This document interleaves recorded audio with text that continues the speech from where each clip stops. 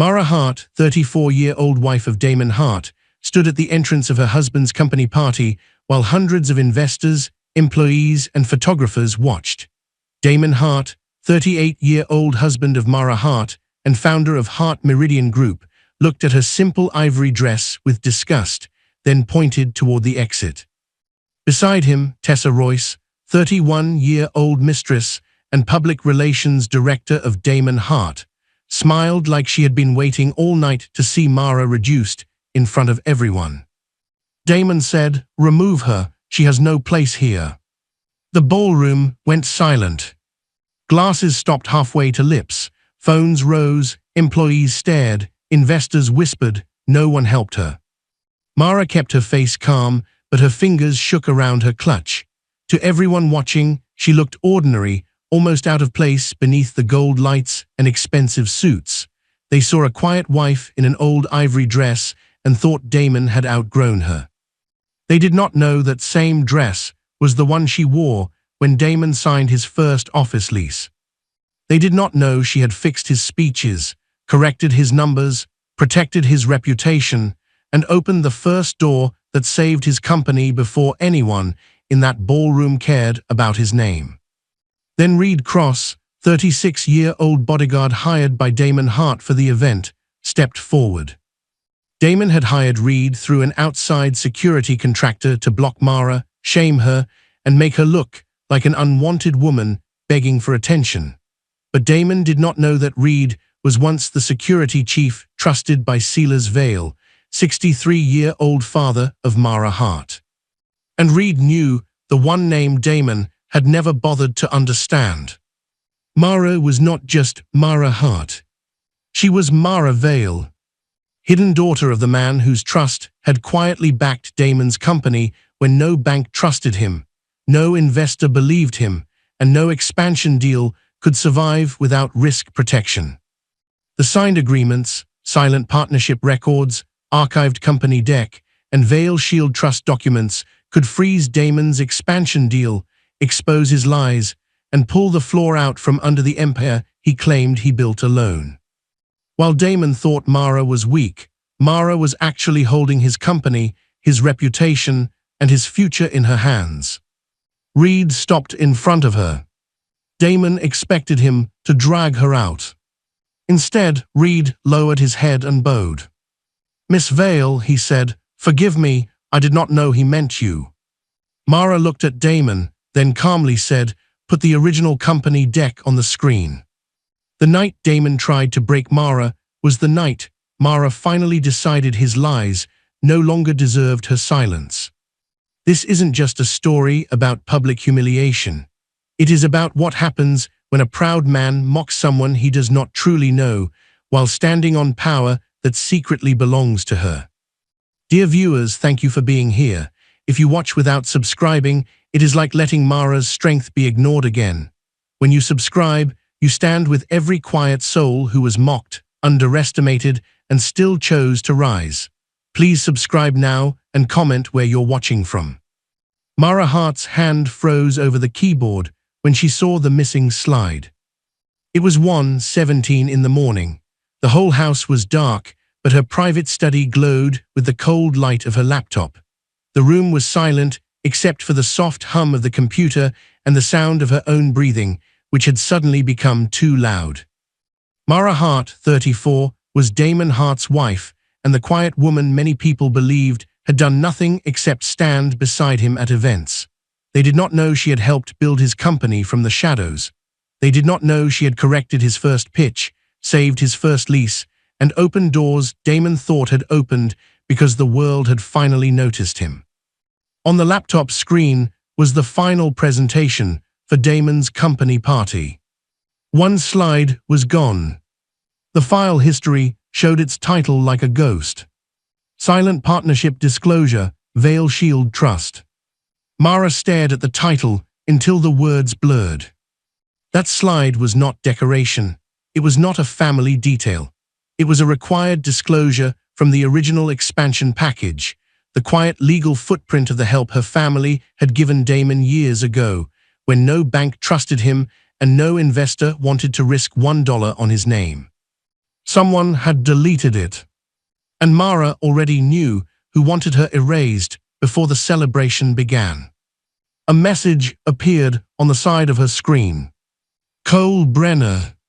I'm sorry to send this so late. Damon hated the speech draft. Tessa says it's final, but investors may not like the tone. Could you look at it like you used to, quietly?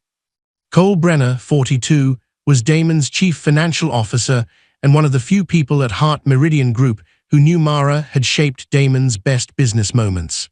Cole never said it publicly. Men like Cole survived by knowing the truth, and pretending silence was neutrality. Mara opened the speech. The title read, Heart Meridian Group, a new era of leadership. The first line made her chest tighten. I built this company alone, with no favors, no handouts, and no one standing behind me. Mara did not move. Damon Hart, 38, was her husband and the founder of Heart Meridian Group. The world saw him as a sharp, self-made businessman who had risen from nothing through discipline and force. Mara remembered the man who once shook before small investor meetings and cried in an empty office because he feared he would fail. No one standing behind him. She almost laughed, but the sound would have broken her. She knew the rhythm of the speech was not Damon's. It was too polished, too cold, too hungry for applause. It belonged to Tessa Royce, 31, Damon's public relations director, and the woman Mara had begun to suspect was more than an employee. Tessa wrote like she dressed, bright, sharp, and designed to replace someone. Mara placed her fingers on the keyboard. She should have closed the laptop. She should have let Damon walk onto that stage and sound exactly as proud, false, and empty as Tessa had made him. Instead, she deleted the sentence. She typed, No company rises alone. Every success is built on unseen faith, quiet sacrifice, and the people who believed before the world applauded. Then she stopped. Because the sentence was not just better. It was true. Years earlier, Damon had stood with her inside his first rented office. There were no desks, only one folding chair, one cracked window, and a cardboard box of cheap pens. The landlord had almost cancelled the lease because Damon's payment came late. Damon had looked around the empty room with shame in his eyes. I hate that you have to see me like this, he had said. Mara had taken his hand. Then let me see you until you become who you're trying to be. That night, while Damon slept with worry lines on his face, Mara called a private number linked to her father's network. She asked for one introduction. Not money, she told herself, just a chance. Just one door opened wide enough for Damon to walk through without knowing who had touched the handle. By morning, Damon had a meeting that saved the lease.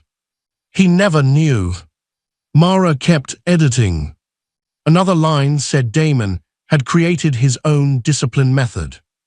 Her eyes dropped to his famous phrase, breathe, pause, believe. She remembered writing those words on his palm before his first public pitch. Damon had been shaking so hard he could barely hold the folder. She had closed his fingers around the words and whispered them until he could speak. Years later, interviewers praised him for the phrase. He smiled and called it his personal rule. He never said it came from her. Mara kept going, but every sentence felt like touching an old bruise.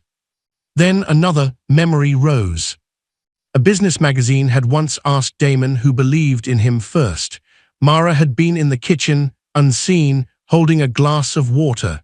Damon had answered, No one, that's why I had to believe in myself. The glass had almost slipped from her hand. He did not know she heard. That day, she told herself successful men sometimes needed stories bigger than the truth.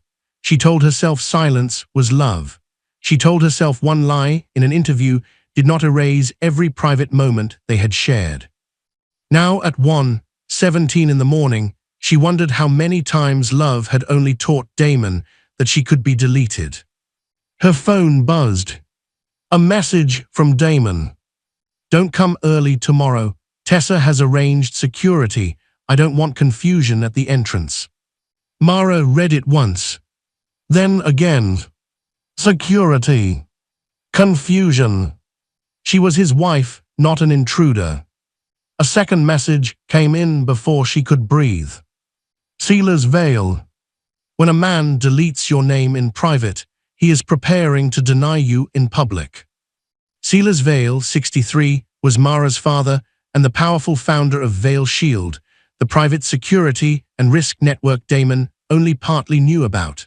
Sealers had warned her before marriage that a man who hated feeling small might one day hate the woman who had seen him weak. Mara opened the folder labeled Early Heart Meridian. Inside were old loan notes, pitch drafts, lease corrections, investor comments, scanned guarantees, and the archived expansion deck that had saved Damon's first major deal. At the bottom was the name, Veil Shield Trust. Mara touched the screen gently. This was not about money. It was about all the love Damon had turned into proof that she was never there. She saved the corrected speech and sent one copy back to Cole. Then she saved another copy for herself. File name, Truth Copy. After that, she opened the deleted slide history again. The system did not show a clean deletion. It showed a revision chain. The slide had existed in the investor disclosure package, had been moved into the event deck, then removed from the final presentation less than an hour after Tessa received editing access. Mara took screenshots. Not because she planned revenge. Because for the first time, she understood silence needed evidence if truth was going to survive powerful people. Her phone buzzed again. Cole, I should not have asked you to fix it. I'm sorry. Mara stared at the message. Then she typed, No, you were right to ask. But tomorrow, if the truth comes up, do not ask me to stand alone while you hide behind a job title. She waited. The typing dots appeared, then vanished. Cole did not answer. That silence told her what kind of night was coming. Mara closed the laptop but did not leave the study. The house around her felt too large and too empty. Somewhere down the hallway, Damon's side of the bed waited untouched because he had stayed late at the office again, or with Tessa, or wherever men went when they wanted the comfort of marriage without the presence of a wife. Mara looked at the black screen and saw her reflection. Quiet, tired, still wearing the name Heart. Tomorrow was supposed to be Damon's celebration, but every deleted slide, every rewritten sentence, every message about security, and every unanswered plea from Cole pointed to something else. Tomorrow was not going to be a celebration. It was going to be a door. And somewhere beyond that door, someone had already been hired to keep her out. Mara almost dropped the wooden box when she saw her real name. Mara Veil. The letters stared back at her from an old cream-colored invitation, sharp and alive, like something buried had suddenly started breathing again. She stood inside the locked archive room Damon always called your little memory closet. He had said it with a laugh the first time he saw the door. To him, it was just a small room full of old boxes and family papers. He never cared enough to ask why Mara kept it locked.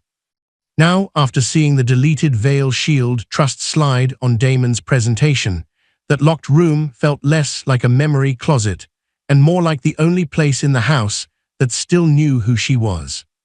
The room was dark except for the thin light from the hallway. No diamonds sat on shelves, no expensive bags, no gold-framed portraits. Mara's wealth was not displayed anywhere. It was hidden in boxes.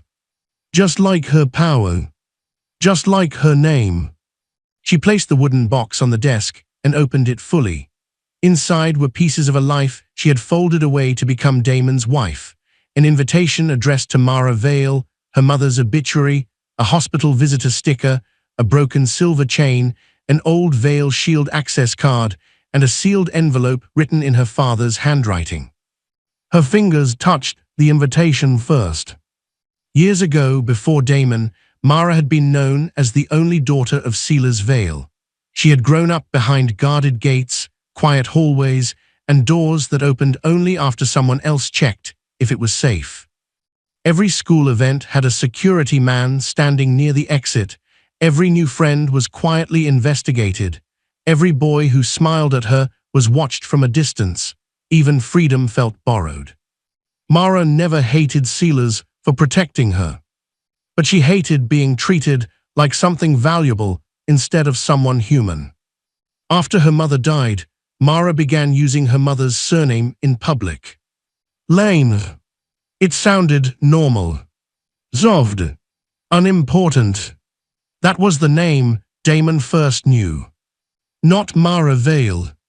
Mara Lane. She remembered the first day clearly. Damon sat alone after a failed business workshop, staring at a notebook full of crossed-out ideas while everyone else exchanged cards and laughed too loudly. He looked tired, proud, and ashamed all at once. Mara sat beside him. He did not flirt. He did not ask who she knew. He only looked at the crowded room and said, "You ever feel like the room decided you don't belong before you even speak?" Mara had answered every day for different reasons. Damon thought she meant shyness or struggle. He did not know she meant being trapped by a name people feared, respected, or wanted to use. That was why she fell for him. Damon made her feel ordinary because he had no idea she was not. Months later, when they became serious, Mara almost told him the truth.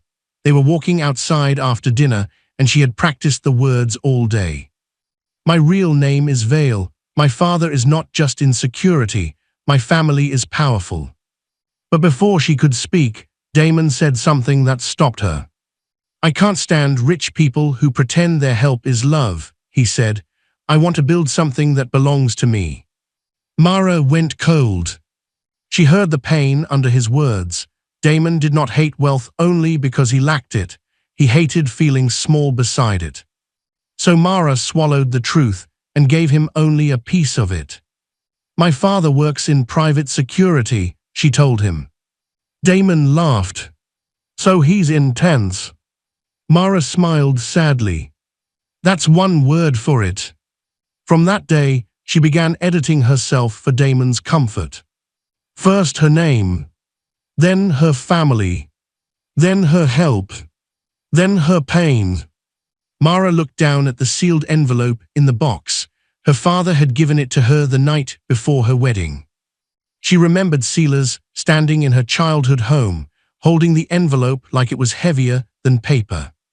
"If you marry a man without telling him the size of your shadow," he said, "one day he may punish you for standing in it." Mara had cried then, angry and hurt.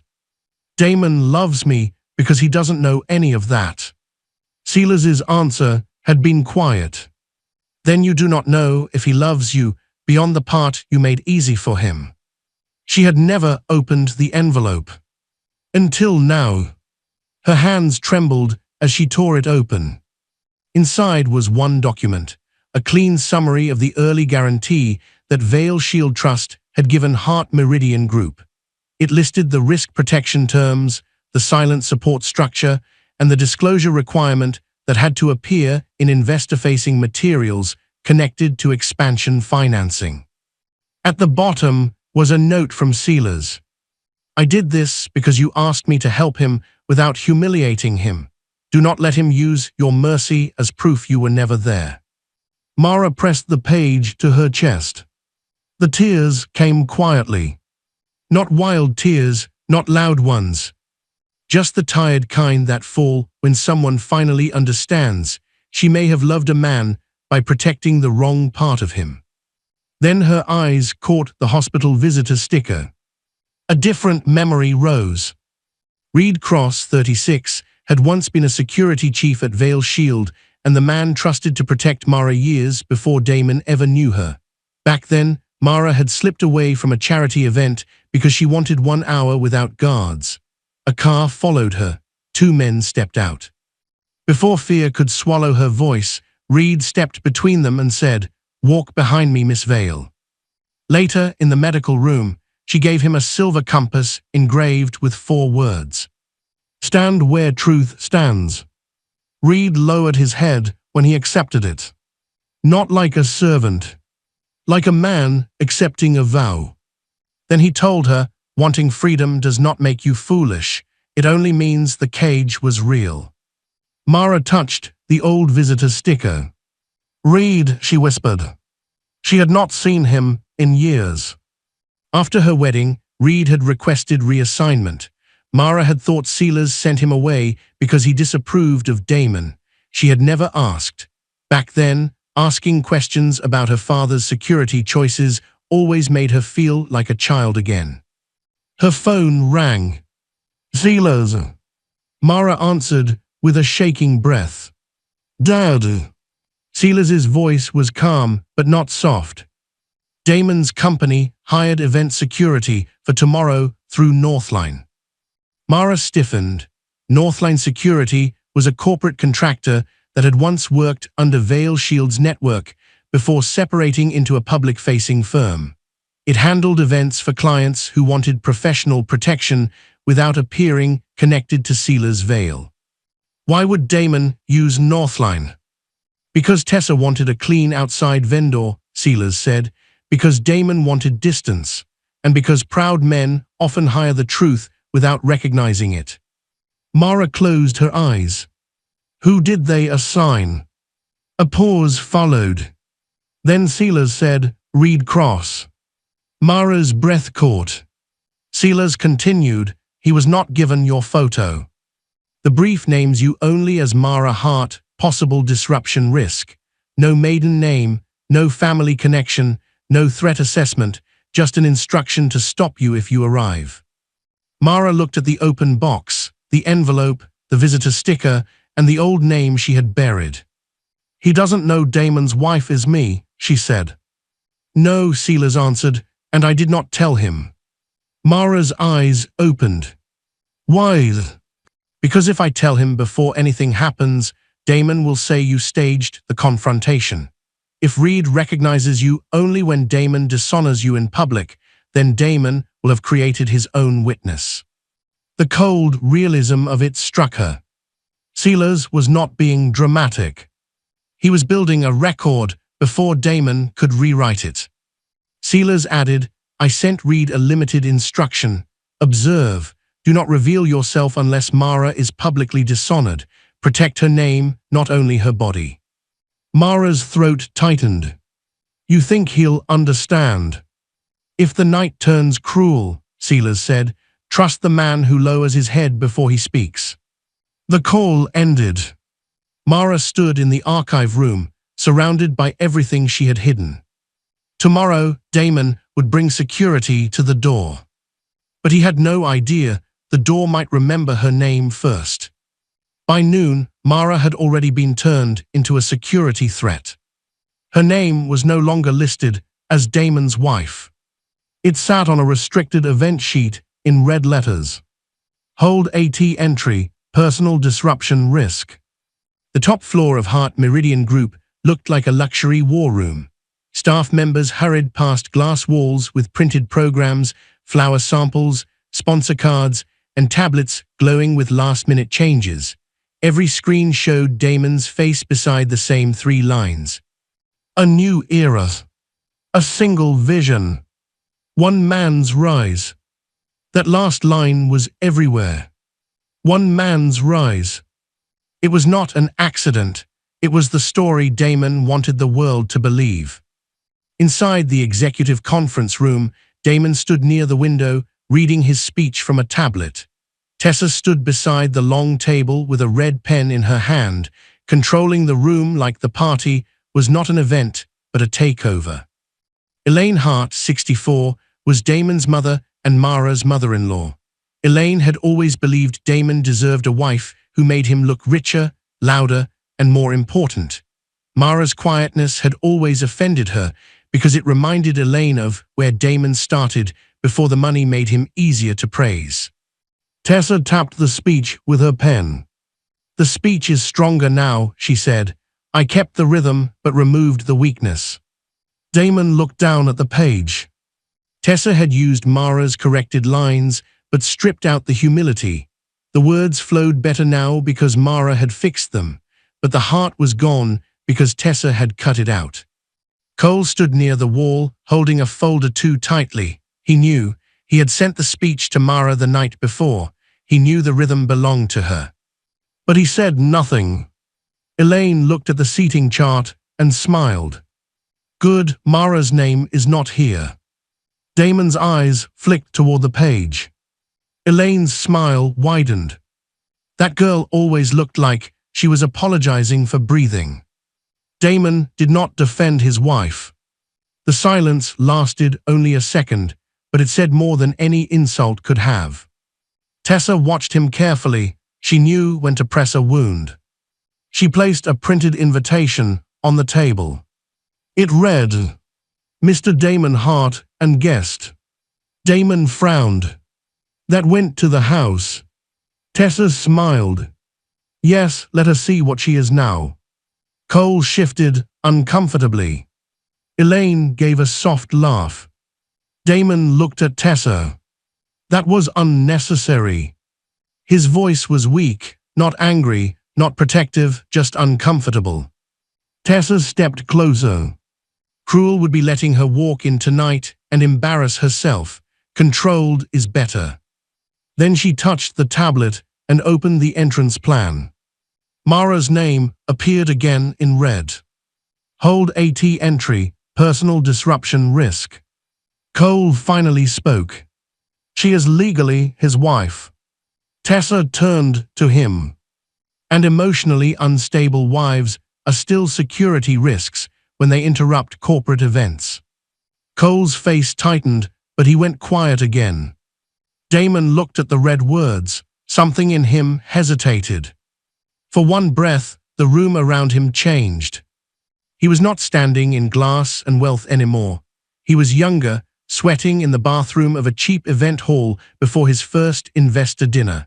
His hands had been shaking so badly he could not hold his notes. Mara had stood outside the bathroom door, reading his speech aloud until his breathing slowed. You don't need to sound rich, she had told him. You need to sound honest. That line had saved him. It had made him walk into the room like a man with nothing to hide. Now he had everything to hide.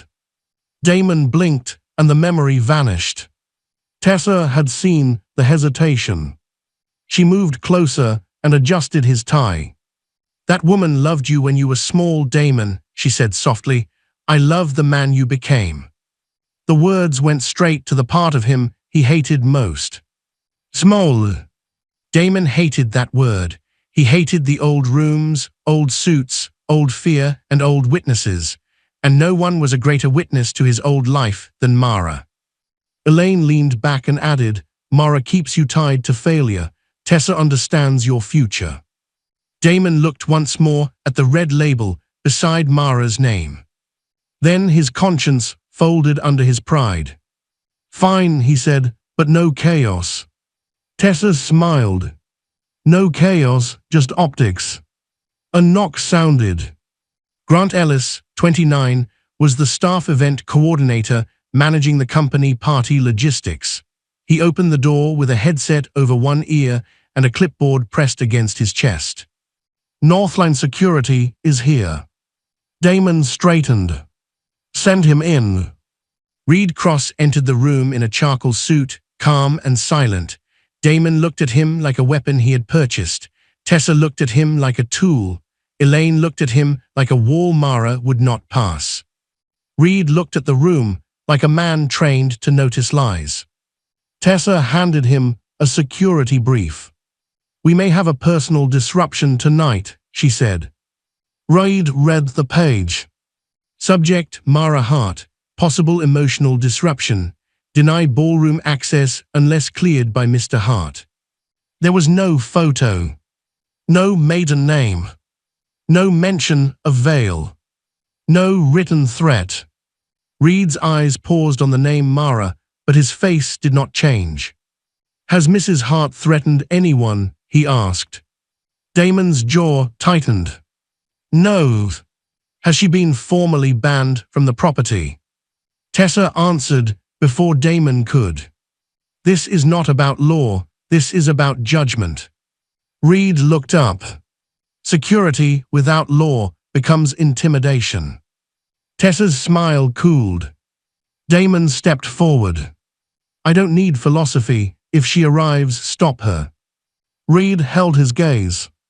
Stop her from harming someone or stop her from being seen. The room went quiet. Cole glanced at Reed with something like fear and relief. Tessa's voice sliced through the silence. Stop her from damaging the evening. There it was. Not safety. Image. Reed placed the brief on the table. I will not lay hands on a non-violent guest unless there is a lawful safety reason. Damon's face hardened. You work for me tonight. Reed answered evenly. I work the assignment. The assignment is event safety, not personal humiliation.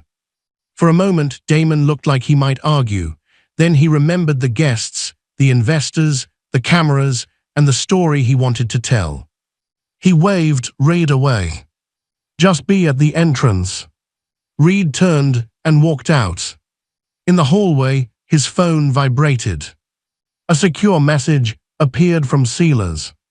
Observe, do not reveal yourself unless Mara is publicly dishonored. Protect her name, not only her body. Reed stopped. The name Mara pressed against an old memory. A hospital room. A young woman's shaking hands.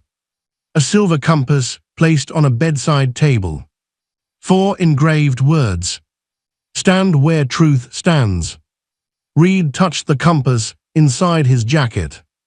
Through the glass wall, he looked back at Damon, Tessa, and Elaine, standing over the guest list like they were planning the removal of a problem, not the treatment of a wife. He still did not know that Mara Hart was Mara Vale. But before the night even began, Reed already knew someone was about to be dishonored. The applause hit Mara before she even reached the ballroom door. It rolled through the hallway like a warning. Bright gold lights spilled from the entrance, cameras flashed, guests laughed softly over glasses of champagne. On the giant screen inside the ballroom, Damon's face looked larger than life, smiling above the words. Hart Meridian Group, one man's rise. Mara stopped walking. She wore the ivory dress from Damon's first office signing. Years ago, he had held her hand in that dress and said it made him feel like his future had finally begun. Tonight, she had not worn it to please him. She had worn it as proof. Proof that she had been there before the lights. Proof that she remembered the beginning he now wanted to erase. Damon's voice came through the speakers. Hart Meridian was built by discipline, sacrifice, and the courage to stand alone. Mara's fingers tightened around her small clutch. Stand alone. The words were familiar, but the heart was missing. He had kept the rhythm she fixed the night before, but Tessa had removed the humility. That hurt more than if he had ignored Mara's work completely. He was still using her. He was just not namming her. Mara took one steady breath and walked to the registration desk. Lena Morris, 24, was the temporary event registration assistant hired by Hart Meridian to check guest names at the company party. She did not know she was standing at the first line of a planned humiliation. Name, please, Lena asked. Mara Hart. Lena searched the tablet. Her polite smile faded. She searched again. I'm sorry, she said. I don't see that name. Mara felt the room tilt slightly, but her voice stayed calm. Try Mara Lane. Lena typed again. Nothing. Mara swallowed.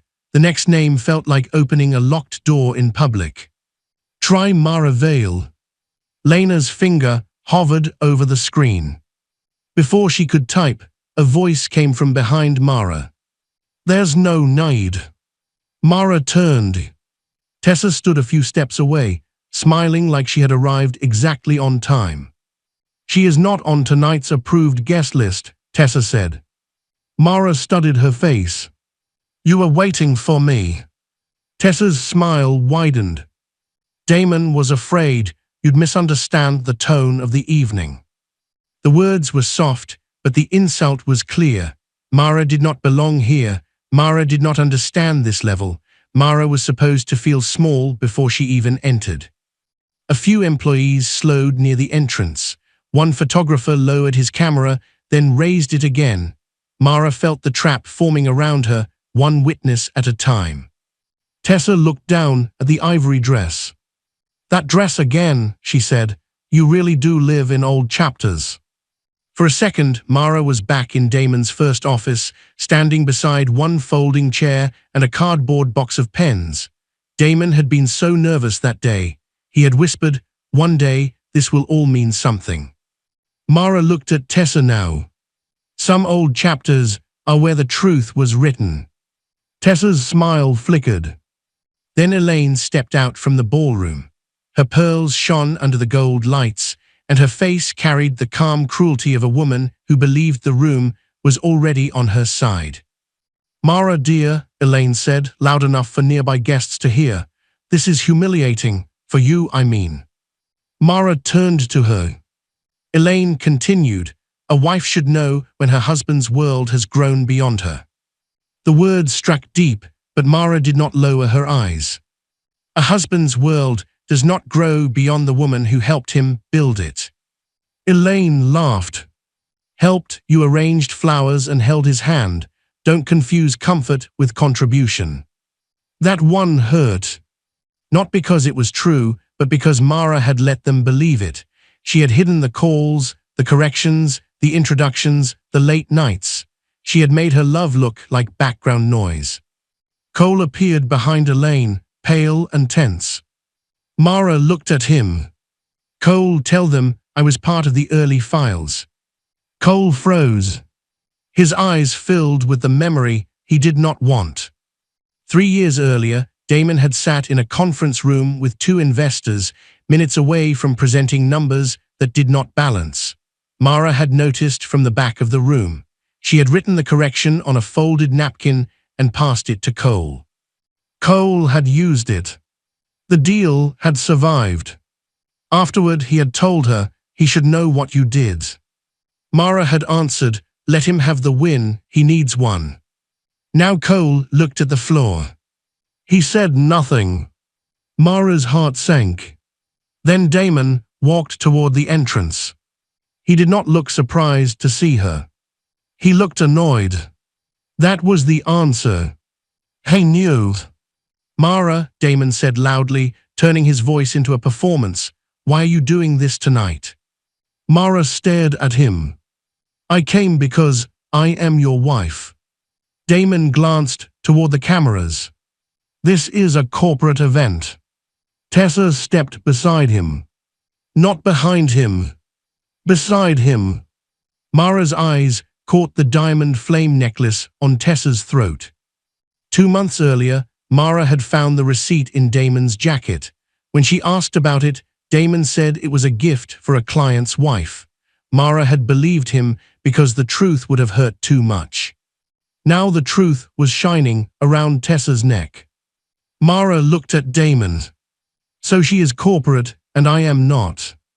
Damon said nothing. His silence was worse than an answer. Tessa lifted her chin. Damon needs people around him who understand the level he's operating on now. Mara's voice dropped. "Is that what I am to you, Damon, a lower level?" For 1 second, guilt touched his face. Then Elaine said, "Don't let her do this here." Tessa leaned close to him. "Call security before she performs." Damon raised his hand. "Security." The hallway went still. Reed appeared at the far end. Mara saw the silver pin on his lapel first, then the way he walked, measured, controlled, familiar. Her throat tightened. Damon pointed toward her. "Mr. Cross, this is the disruption I warned you about. Remove her before she embarrasses my company." Reed's eyes moved from Damon to Tessa to Elaine to Cole. then to the phones raised around them. He understood the cruelty before he understood the woman. Then he turned to Mara. Their eyes met. The party noise seemed to vanish. Recognition did not arrive loudly. It came in pieces. The shape of her face beneath years of married silence. The stillness she used when people tried to corner her. The eyes of the young woman who once placed a silver compass beside his hospital bed. Reed recognized her. And in that silent second, Mara knew the door Damon had tried to close had just remembered her name. The hallway stopped breathing. Damon's order still hung in the air. Remove her before she embarrasses my company. Tessa's lips curved in satisfaction. Elaine lifted her chin as if the punishment had finally arrived. Cole looked down, pale and frozen. Around them, phones stayed raised, waiting to capture Mara's shame. Damon expected obedience. Tessa expected force. Elaine expected Mara to break. Mara expected the truth. But Reed did not move toward her. His hand slipped inside his jacket. Tessa smiled wider, thinking he was reaching for a security device. Damon relaxed, already preparing the disappointed face he would show the crowd when his wife was escorted away. Then Reed pulled out a small silver compass. Mara's face changed. No one else understood why. The compass was old now. Its silver edges were worn, but Mara knew it instantly. Years ago, she had placed it beside Reed's hospital bed after he saved her. She had been younger then, frightened, but pretending not to be. Reed had been injured. Sitting upright like pain was something he could command to leave. She had said, "For the next time you stand in front of trouble." Reed had looked at the compass, then at her. "A guard can block a door," he had told her. "That does not mean he understands the person behind it." Mara had answered, "Then stand where truth stands." Now, in the bright hallway outside Damon's ballroom, Reed closed his hand around the compass. He looked at Mara. Not as a guard looking at a problem. Not as a man looking at a helpless woman. As someone who remembered her before Damon had reduced her to an unwanted guest. Then Reed stepped back and bowed deeply. The movement broke the room. A gasp moved through the crowd. One photographer forgot to take the picture. Tessa's smile vanished. Damon stared at Reed like the man had suddenly stopped speaking a language he understood. Reed's voice was low, but everyone heard it. "Miss Vale, forgive me, I did not know he meant you." The name landed harder than any shout. "Vale." Whispers spread fast. "Vale." As in Sealer's Veil. "Wait, Vale Shield Trust. Isn't that tied to Heart Meridian's early financing?"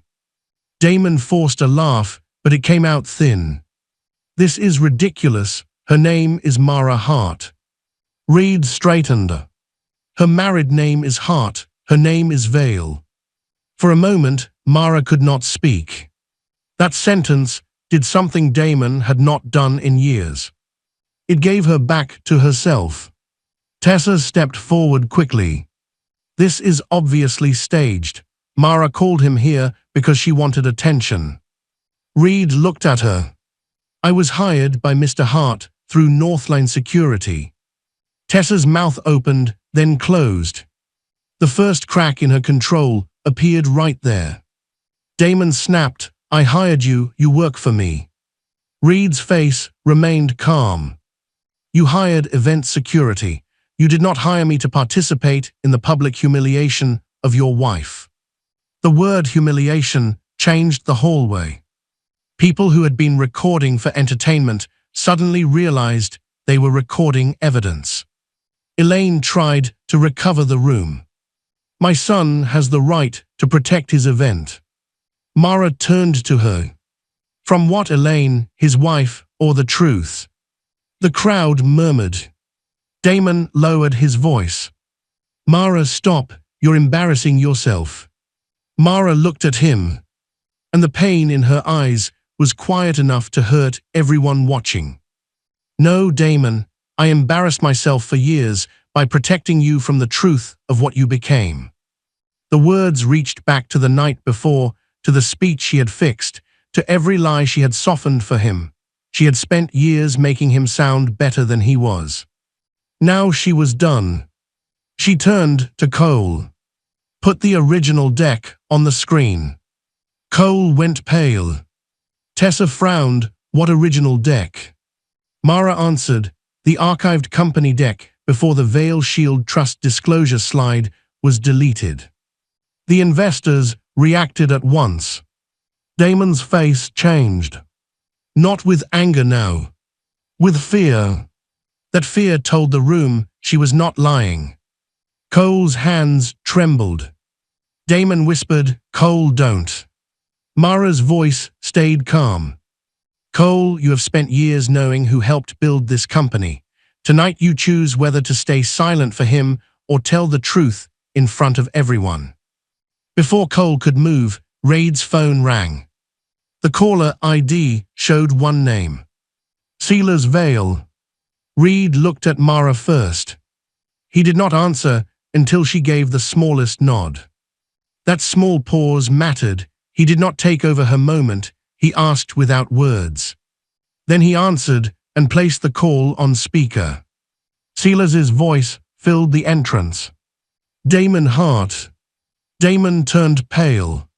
Sealer's continued, calm and cold. "My daughter gave you her loyalty. My trust gave your company its first safety net. Tonight you tried to repay both by turning her into a spectacle." Damon swallowed. "Mr. Veil, this is being misunderstood." Sealers answered, "A misunderstanding is when a name is missing by mistake. This was a deletion." The words struck Mara because they named everything. The missing slide. The missing guest list. The missing wife. Sealers said, "Cole, restore the original presentation package from the archive, not Mara's copy, the company's version history." That instruction mattered. It meant the proof would not look like something Mara brought from home. It meant the ballroom would see Damon exposed by his own system. Cole moved toward the control station. Nolan Pierce, 27, was the event technician hired to manage the party screens and sound system. He sat behind two laptops with headphones around his neck, frozen between fear of Damon and fear of becoming part of a cover-up. Tessa pointed at him. "Nolan, do not touch that screen." Cole reached the laptop first. "Nolan," Cole said, his voice shaking but clear, "open the event deck version history. Use the server archive. Keep the audit log visible." Nolan swallowed. Damon stepped forward. Reed stepped once into his path. He did not touch Damon.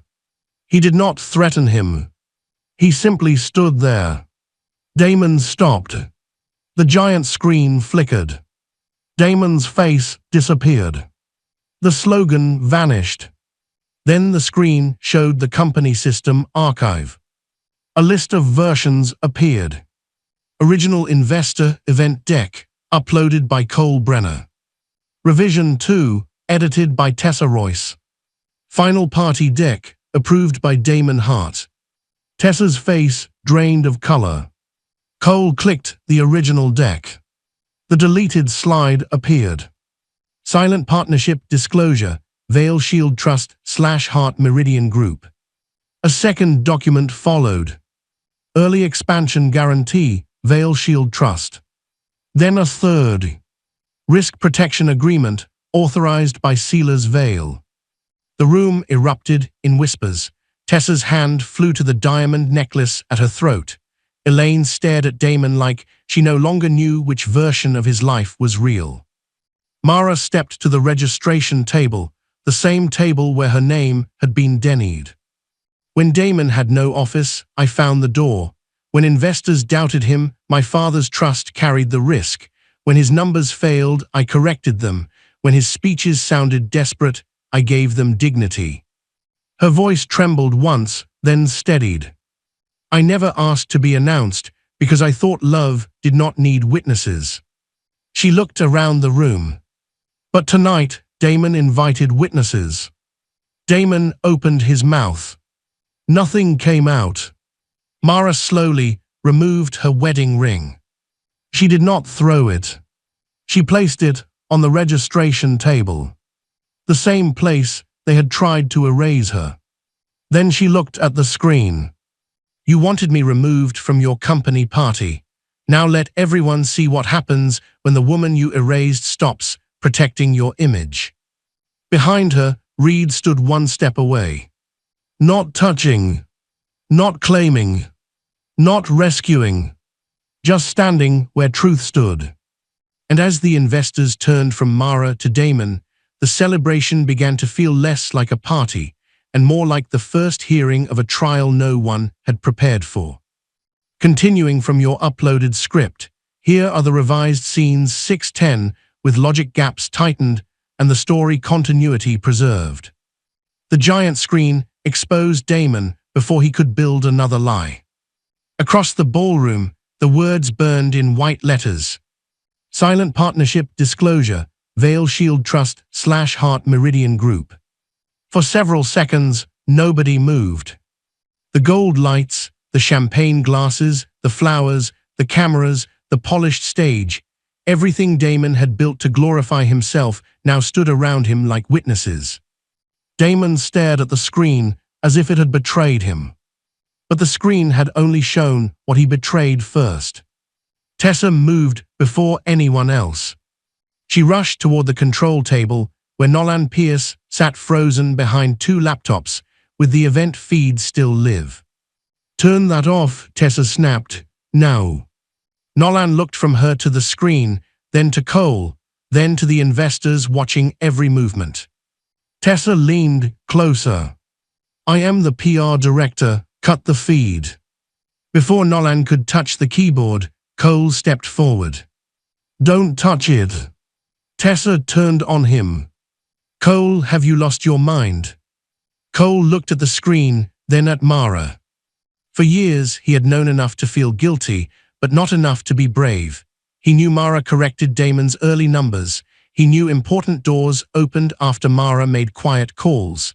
He knew the Veil Shield Trust had carried risk when Damon had nothing but ambition. But knowing the truth in private had been easier than defending it in public. Now every investor was watching. Cole swallowed. That slide was part of the archived investor disclosure package, he said. It should never have been removed from any presentation connected to the expansion announcement. The room stirred with whispers. Damon stepped toward him. You work for me. Cole's hands trembled around the folder. I work for Heart Meridian, and apparently I should have remembered that sooner. The words struck Damon harder than a shout. His circle was cracking. Tessa saw it and tried to save the room.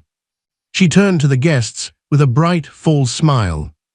Ladies and gentlemen, this is a private marital matter being exaggerated by someone who is clearly emotional tonight. Mara looked at her calmly. Tessa, you helped remove my name from the guest list. You helped remove the trust disclosure. You helped change the speech so Damon could say he stood alone. Tessa laughed, but the sound shook. You have no proof of that. Mara did not answer. She only looked at Cole. Cole moved to Nolan's laptop and opened the event file history. Nolan did not resist this time. He turned the screen slightly so the guests could see the audit log instead of only the slide. Line by line, the room saw it. Slide 6 deleted by Tessa Royce. Speech revised by Tessa Royce. Final deck approved by Damon Hart. Guest status changed by Tessa Royce. Mara Hart moved to hold at entry. Security note added, personal disruption risk. The ballroom shifted. Before, some guests had watched Mara like she was a jealous wife making a scene. Now they saw a plan. A coordinated erasure. Elaine grabbed Damon's arm. Damon, tell them this is wrong. Damon did not answer fast enough. That delay answered for him. Victor Lawn, 58, was a senior investor in Heart Meridian's planned expansion deal and one of the men Damon had spent months trying to impress. His grey suit was neat, but his face had lost all warmth. "Mr. Hart," Victor said, "did you approve the removal of a required disclosure from the presentation tied to tonight's expansion announcement?" Damon forced a smile. "This is being taken out of context." Mara's voice came softly. That was always his favorite sentence when the truth made him uncomfortable. Damon turned on her. For 1 second, the polished mask fell. "You should have stayed home." The room heard it. The cameras caught it. The employees heard it. The investors heard it. Mara did not flinch, but something inside her settled into place. Damon was not ashamed of what he had done. He was only ashamed that it had failed. Silas's voice came through Reed's phone again. "Mr. Hart, careful. Every word after this may become evidence." Damon froze.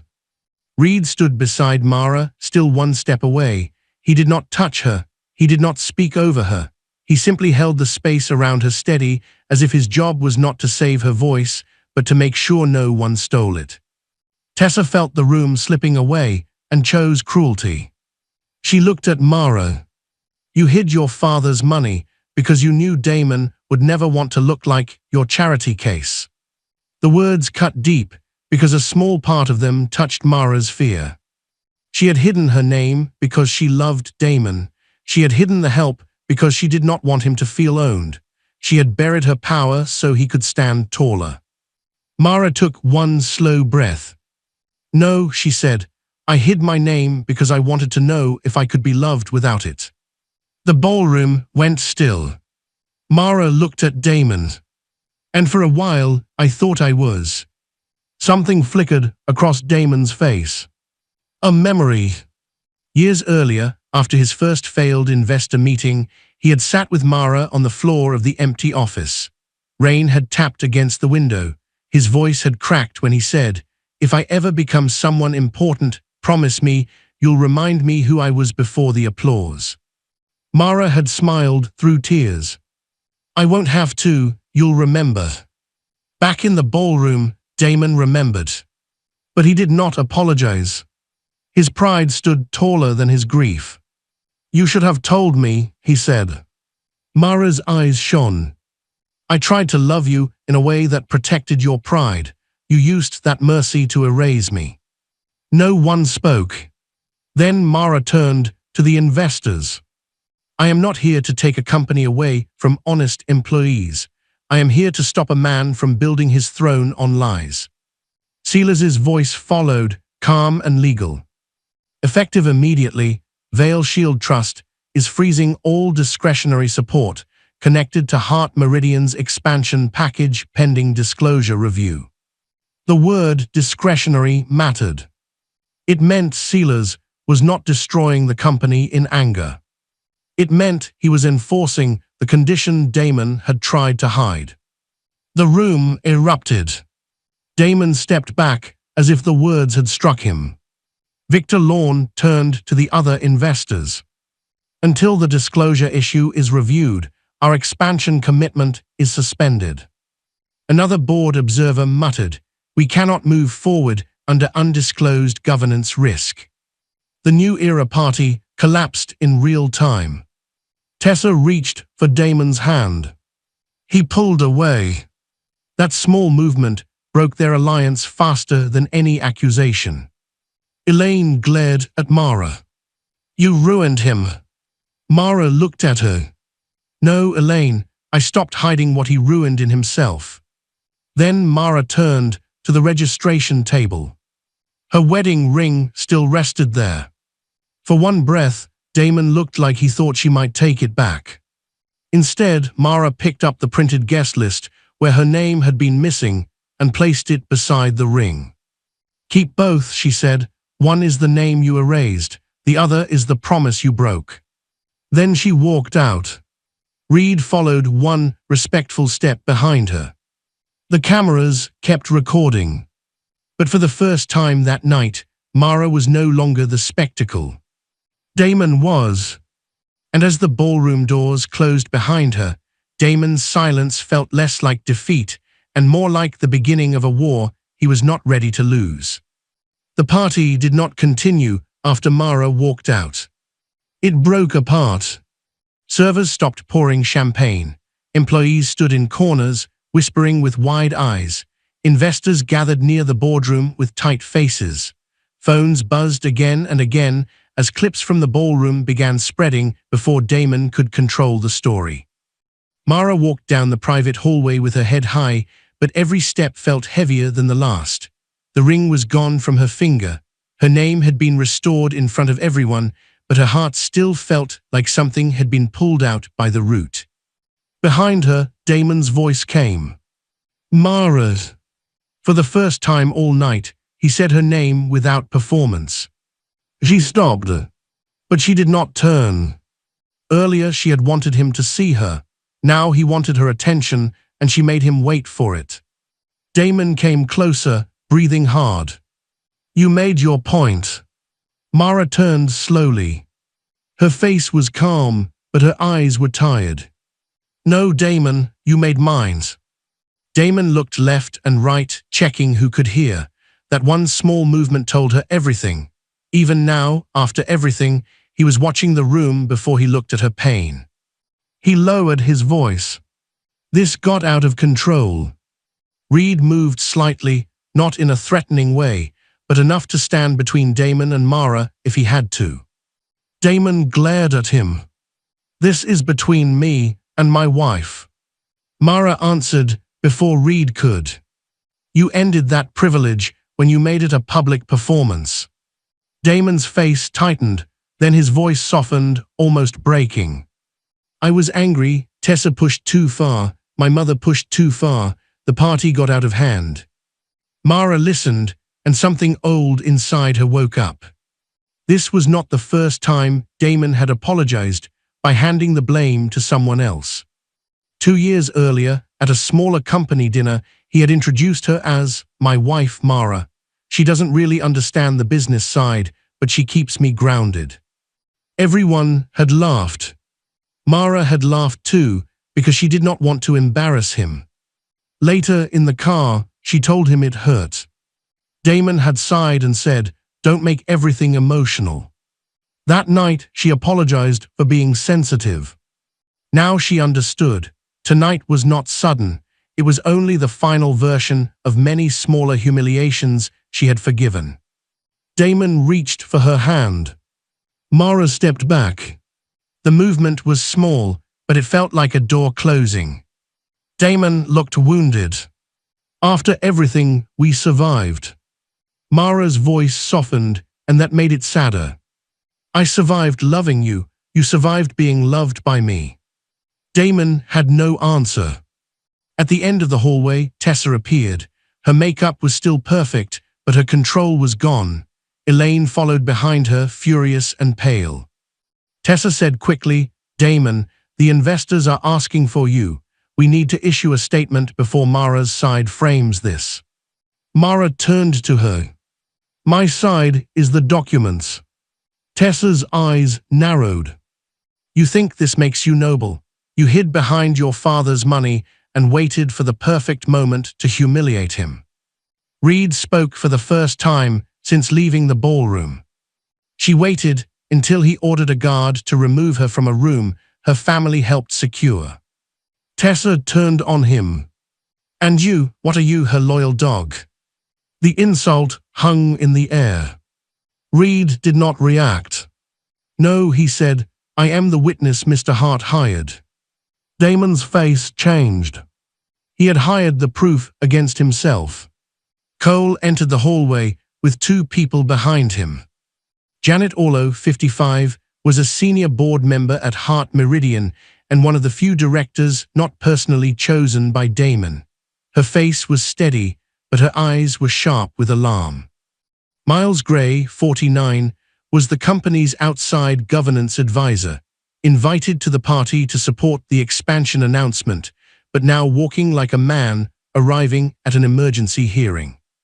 Cole's hands were still shaking. Damon, the board is requesting an emergency session. Damon snapped, the board answers to me. Cole looked at Mara, then back at him. Not entirely. Damon went still. He understood then. The Veil Shield Trust had not only helped him. It had rights if he broke disclosure rules, misrepresented company history, or damaged the company through misconduct connected to trust-backed agreements. Janet stepped forward. Mr. Hart, the board needs access to the full archive, the event communications, and all revision logs before anyone issues a public statement. Tessa said, that is unnecessary. This is an emotional incident. Miles looked at her. An emotional incident does not delete a disclosure slide, change a guest status, and instruct security to stop a legal spouse from entering an investor event. Tessa went quiet. Then Sealers arrived. No shouting, no rush, no drama. He walked into the hallway with the calm of a man who did not need to prove power. Elaine shrank back slightly, Tessa's confidence drained from her face. Damon forced himself upright. Mr. Vale. Sealers ignored the greeting and looked at Mara. Are you hurt? Mara answered quietly, not in any way he can deny. Sealers looked at Damon. Then we proceed legally. Damon panicked. Legally, this is a marriage issue. Sealers' voice stayed calm. No, you used corporate staff, company security, event resources, presentation materials, investor disclosures, and public cameras to stage a personal humiliation. You made it corporate.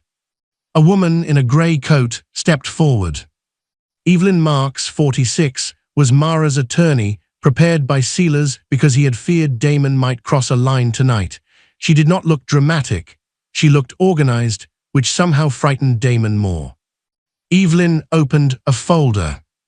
Mrs. Hart, we have the original disclosure records, event revision logs, security instructions, entrance footage, and server access records.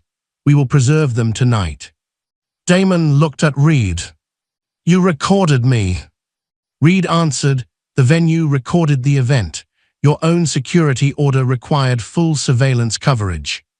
Tessa whispered, Damon, don't say anything else. Mara looked at her. That may be the first useful advice you've given him. Elaine exploded. You ungrateful little snake, my son gave you a life. Mara turned to her. Her voice did not rise.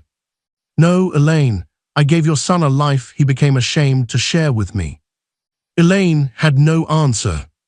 Damon finally looked afraid. What do you want?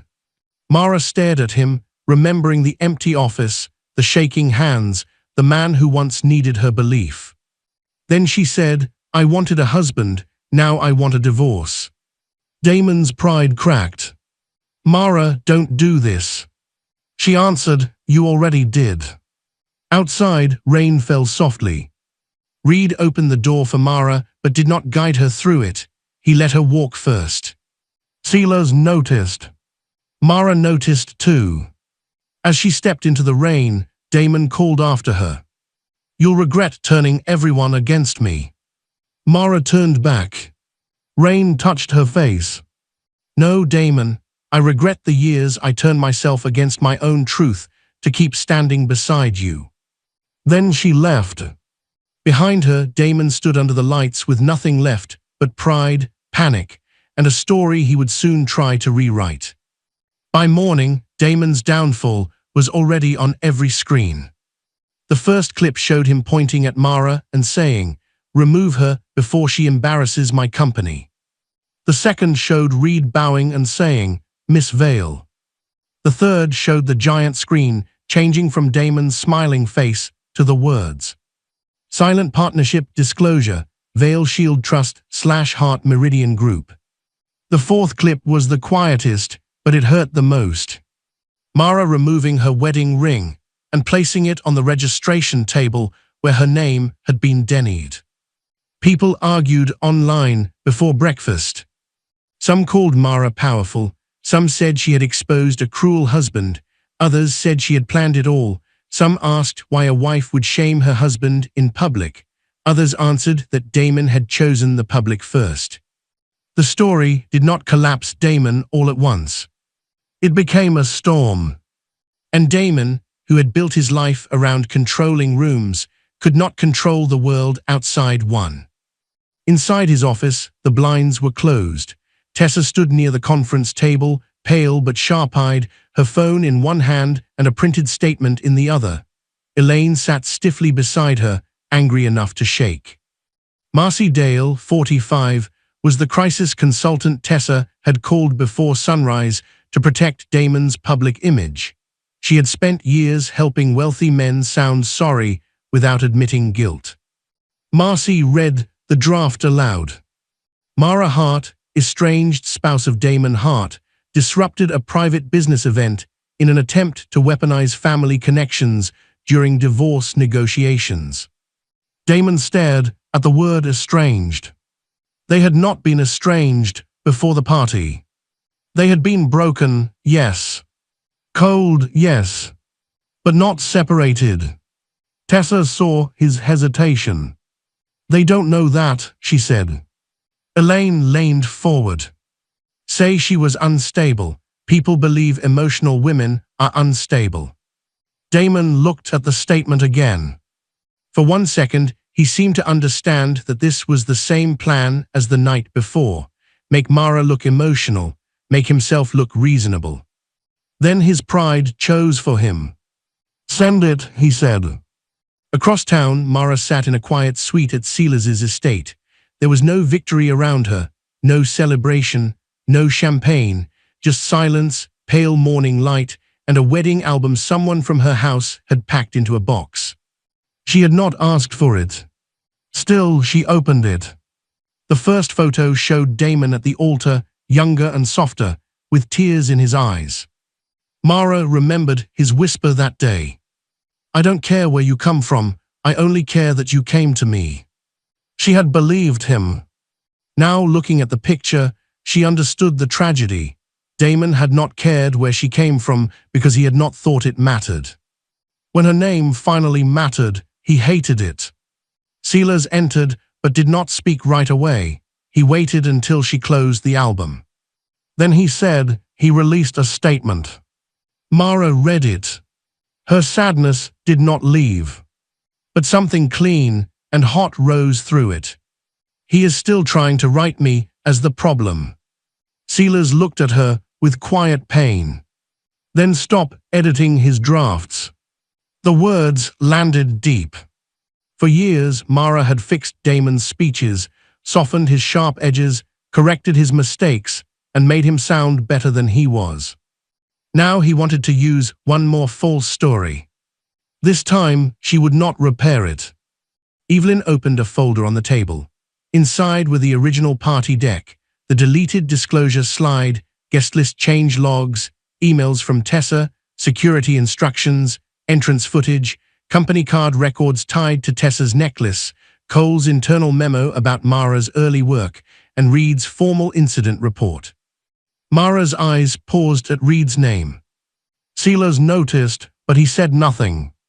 Later, Reed entered the legal conference room. He looked professional, calm, and careful with the space around Mara. He did not stand too close. He did not act familiar. He placed a written statement on the table. In it, he confirmed that Damon had ordered him to stop Mara specifically. Tessa had described Mara as a disruption. Mara had never threatened anyone. Damon had ordered her removal in public. Reed had recognized her only when he saw her face. The bow had not been staged. When he finished, Mara looked at him. Thank you. Reed shook his head slightly. You don't have to thank me for telling the truth. The sentence stayed with her. Damon had expected loyalty to mean lying. Reed understood loyalty as truth. By afternoon, the smear campaign began to break apart. Jonah Price, 39, was a business reporter covering the Heart Meridian scandal after several employees sent him the public clips and portions of the company's statement. He caught Damon outside the boardroom with cameras behind him. "Mr. Hart, why did your company call Mara your estranged spouse when internal records listed her as your wife until the day of the party?" Damon froze. Another journalist called out, "Why was the Veil Shield Trust disclosure deleted from the presentation?" Tessa tried to push through the crowd. No comment. But photographers caught the diamond flame necklace at her throat. Soon, company card records connected the necklace to Damon's office account. The necklace became more than proof of an affair. It became a symbol of everything: Damon spending company money on the woman who helped erase the wife whose family had protected the company. By evening, the board acted. Damon was placed on administrative leave pending governance review. Tessa was suspended for misuse of company resources, manipulation of event access, and unauthorized changes to investor-facing materials. Elaine called Mara and left a furious voicemail. "You will never find another man who tolerates your pride." Mara listened once. Then she deleted it. Old Mara would have explained. New Mara no longer argued with people committed to misunderstanding her. Then Damon's message arrived. "Please meet me. No lawyers, no fathers, no bodyguards, just us." For 1 second, the old wound opened. Then another message came. "Mrs. Hart, Mr. Hart has contacted several private security freelancers today. I recommend all meetings remain documented." It was from Reed. Not jealous. Not personal. Just fact. Mara stared at both messages and finally understood. Damon's request was not love. It was control, looking for a private room.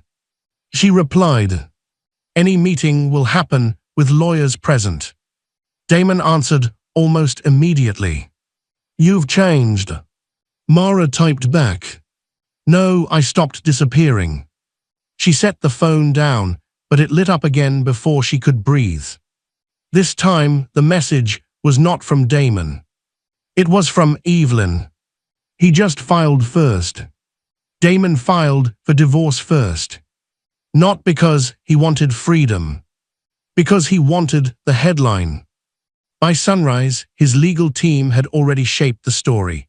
Mara had trapped him with hidden wealth, used her father's influence to control his company, and humiliated him when he tried to move on. It was his last attempt to make himself the victim. But this time, Mara did not panic. She sat across from Evelyn in a quiet legal office, her hands folded over a folder thick with evidence. The woman who once edited Damon's speeches now watched his lies arrive on paper and did not reach for a pen to fix them. At the end of the table sat Lydia Crane, 52, the divorce mediator assigned to help settle the separation between Mara and Damon before it became a longer court fight. She had handled rich divorces before, but even she paused when she read Damon's claim. "Mr. Hart says you used financial influence to pressure him throughout the marriage," Lydia said carefully. Mara looked at Damon. He sat across the table in a dark suit, his face tight with anger. He no longer looked like the proud man on the ballroom screen. He looked like a man trying to hold smoke in his hands. Evelyn opened the evidence file. "The trust supported Heart Meridian Group," she said, "not Damon personally. The records show Mrs. Hart requested that the support remain quiet to protect his pride, not to control him." Damon's jaw tightened. She lied about who she was. Mara's voice was soft. "I hid my name, you hid your character." The room went still. Cole testified next. His voice shook at first, but he did not run from the truth anymore. He admitted that Mara had helped shape early business materials, corrected financial projections, and warned him about mistakes that could have damaged the first expansion. Damon stared at him like betrayal, had finally found his side of the table. Cole said quietly, Damon knew help existed. He just never asked where it came from because not knowing helped him stay proud. That sentence landed heavily. For the first time, Damon looked less angry than afraid. The lie he had told himself for years was breaking in front of him. He had not built everything alone. He had simply accepted help quietly, then punished the woman who gave it. Tessa did not stand beside him. Once the board suspended her and investigators questioned the company card purchases, she released a statement saying she had only been following executive direction. Damon read it alone in the hallway. The woman he had placed beside him at the party abandoned him the moment standing beside him became expensive. Elaine blamed everyone except her son. She called Mara cruel, Silas controlling, Cole weak, and Tessa ungrateful. But she never once asked why Damon had needed so many people to lie for him. That was where Damon had learned it. Image first, truth later. Accountability never. Heart Meridian survived, but Damon did not remain in control. The board removed him from executive authority during the governance review. Vale Shield Trust did not seize the company or punish employees for Damon's sins. Instead, it forced new oversight, protected the workers, and separated the company from the man who had tried to turn it into his throne. Mara did not celebrate. When the final divorce papers came, she sat alone with the pen in her hand. For a moment, she remembered Damon's proposal. Years earlier, near the empty first office, he had held out a modest ring with shaking hands. "One day I'll give you more," he had said. Mara had smiled through tears. "Just don't give me less of yourself." Now she looked at the signature line and understood. He had given her more around him.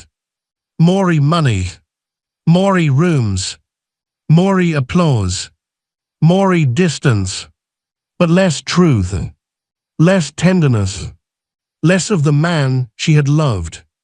Mara signed. After the divorce, she returned fully to the name Mara Vale, not as a retreat into her father's power, but as a return to herself.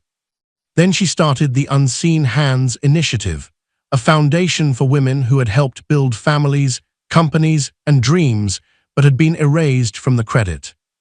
One of the first women she helped was Grace Hallow, 41, a former restaurant manager whose husband had taken public credit for a business she built from the kitchen up.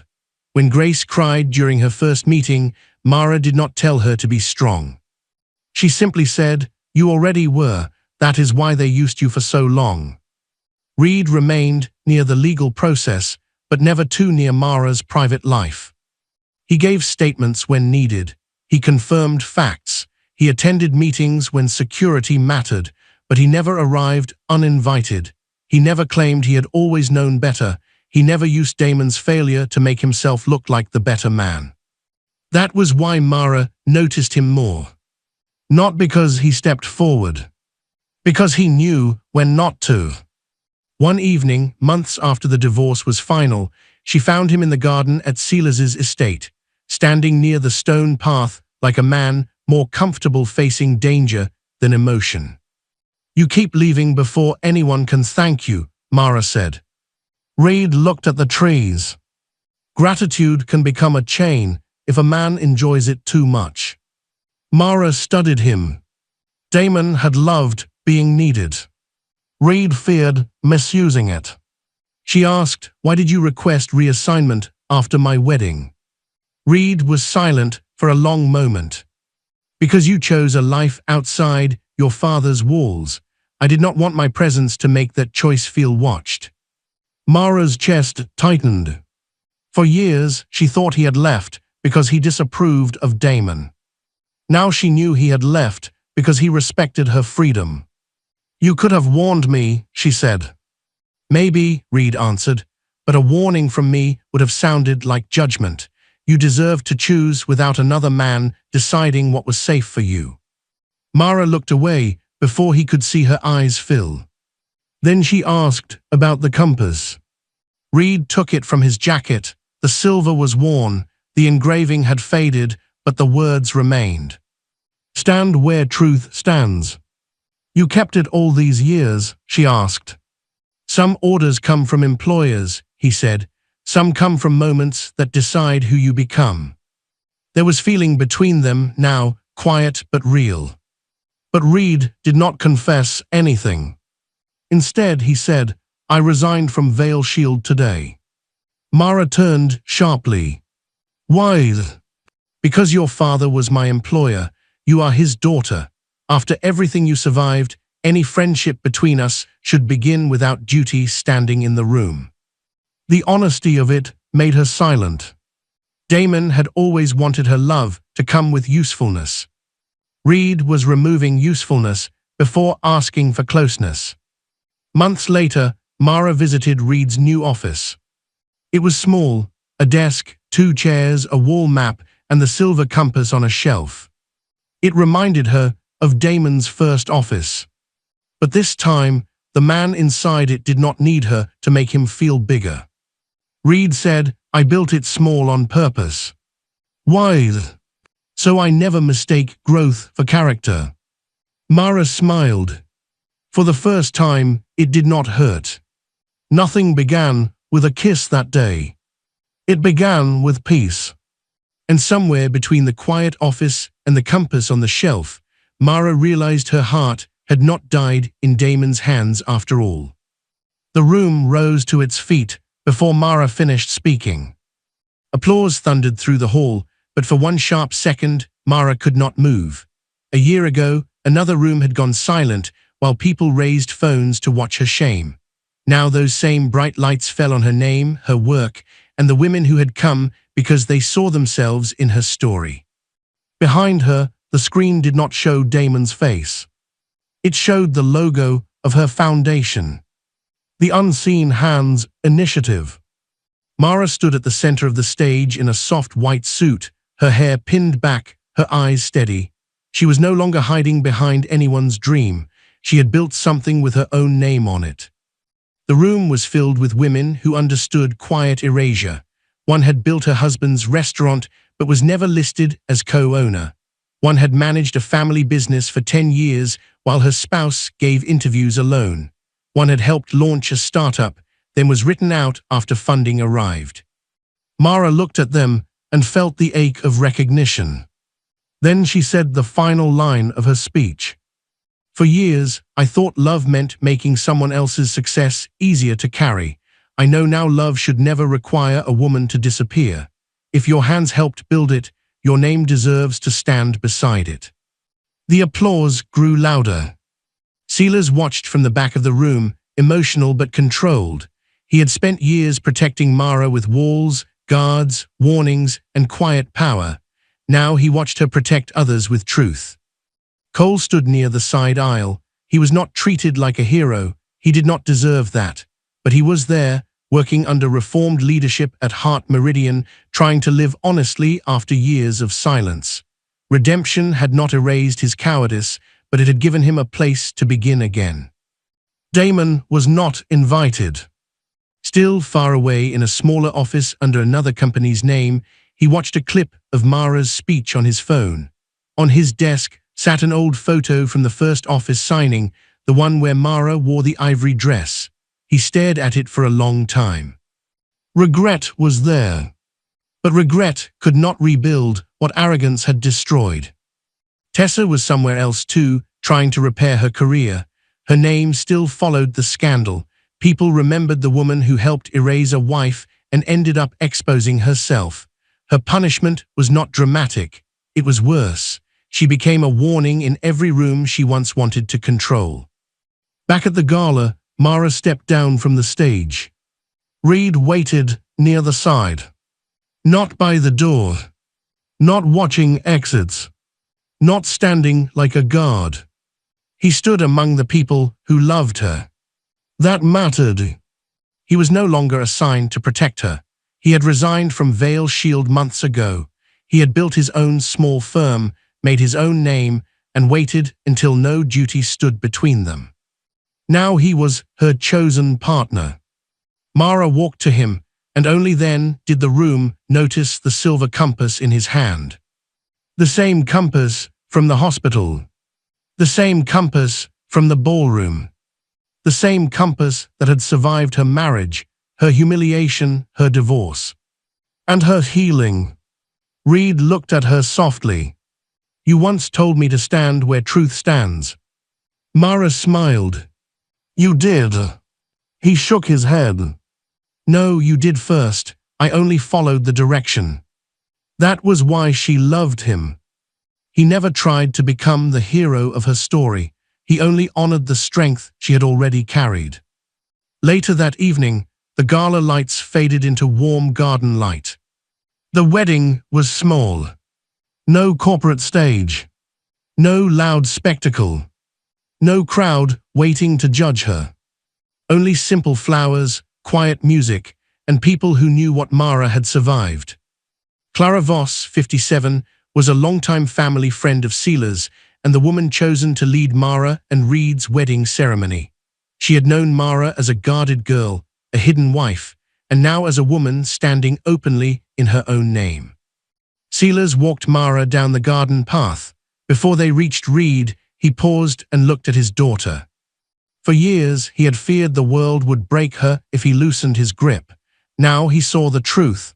Mara had never needed to be controlled to be safe. She needed to be trusted. His voice lowered. "Your mother would have liked this version of you." Mara's eyes filled. "The one who came home." Sela's shook his head. "The one who came back to herself." Mara held his arm tighter. At the altar, Reed stood waiting. He did not look like Damon had looked on their wedding day. Damon had looked like a man receiving devotion he desperately needed. Reed looked like a man being trusted with something he knew he must never misuse. Clara began in a gentle voice. When it was time for vows, Reed looked at Mara. "I will never ask you to shrink so I can stand taller. I will never call your strength difficult because it exposes my weakness. I will stand with you, not in front of you, unless you ask me to, and even then, only until you are ready to step forward." Mara's voice trembled, but it did not break. "I spent years mistaking silence for love. You taught me that respect can be quiet without making a woman invisible. I choose you because you never tried to own the parts of me you protected." They exchanged rings. The guests applauded. Then Reed did something unexpected. He stepped back. For one breath, the garden became the ballroom again in Mara's mind. The entrance, the phones, the humiliation, the compass, the bow. But this time, there was no cruelty in the room. No Damon waiting to command. No Tessa waiting to smile. No Elaine waiting to shame her. No screen restoring what had been deleted. Only Reed. He lowered his head. A bow. Not of duty. Not of security. Not of obligation to Sela's veil. A bow of love. Mara stepped forward, placed her hands over his, and gently lifted his head. She did not need a man bowing forever. She needed one who knew when to honor her and when to stand beside her. The first time Reed cross-bowed to Mara Vale, it exposed the man who tried to erase her. The second time he bowed, it honored the woman who had finally stopped erasing herself. Together, Mara and Reed walked down the garden path. Not him leading. Not her following. Side by side. In the distance, Sela's watched with quiet pride. The silver compass rested in Mara's hand now, its needle pointed north. And for the first time in years, Mara did not wonder where she belonged. She knew. With herself first. With Reed beside her. And somewhere beyond the garden lights, another unseen woman was about to find the courage to say her own name.